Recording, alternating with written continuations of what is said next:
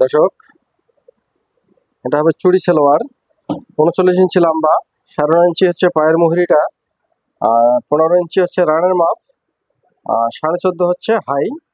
দুইটা বোতাম হবে, নিচে এক সেলাই হবে। সালোয়ারটা কাটিং দেখতে থাকুন। এটা চুড়ি সালোয়ার হবে।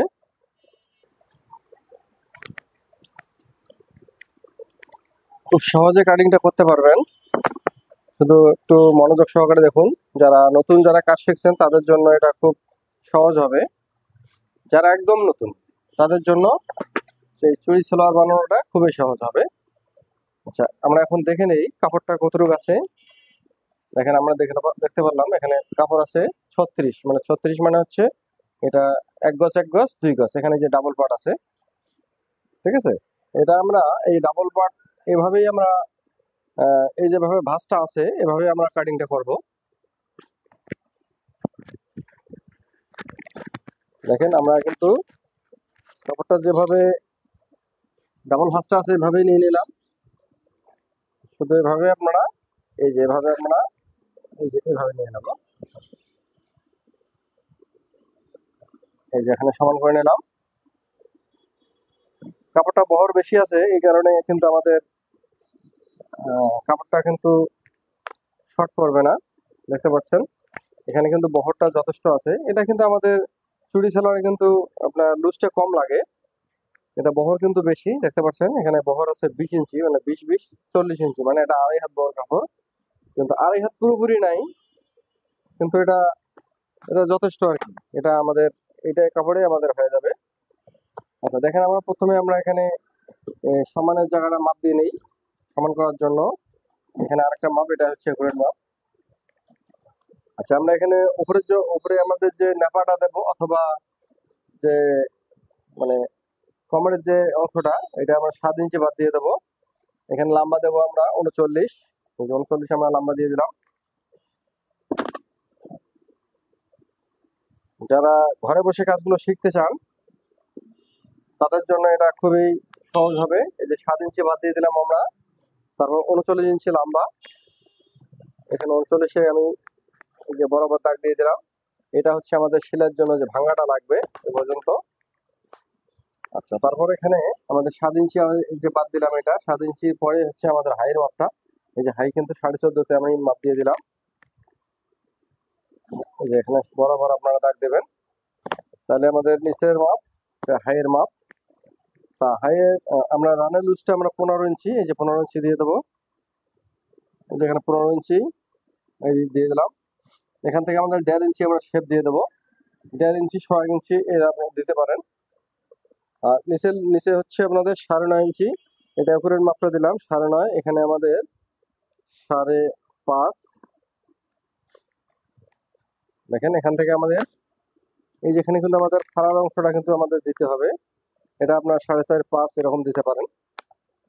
এই যেখানে আমি একটা মার্কা দিয়ে দিলাম এইভাবে। এই দেখেন, এটা হচ্ছে আমাদের একুরেট মাপ।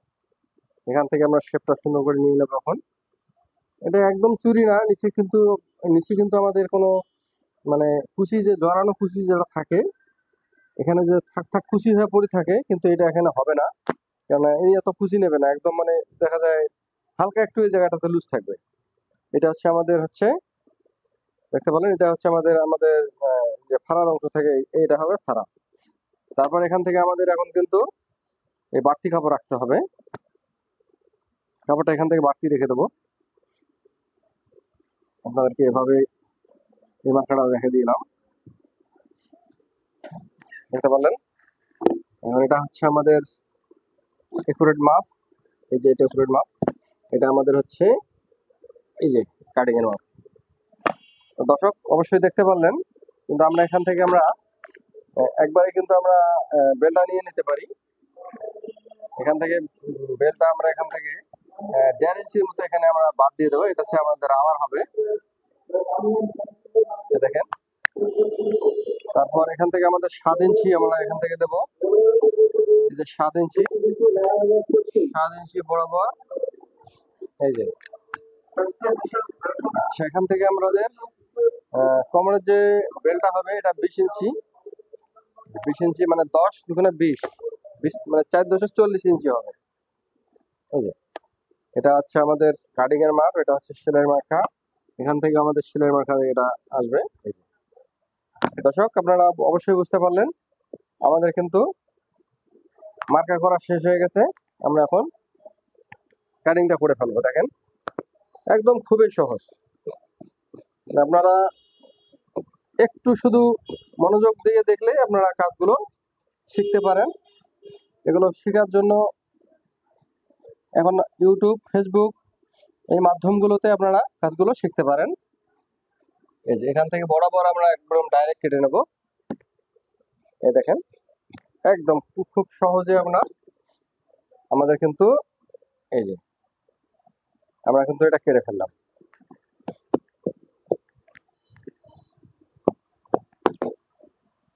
দর্শক অবশ্যই আপনারা বুঝতে পারছেন জিনিসটা। এই যে এখান থেকে আমরা যদি এখানে আমাদের এটা কাপড়ের আর দরকার নাই, আমরা এখান থেকে এটা এইভাবে কেটে নিলাম। দেখতে পারলেন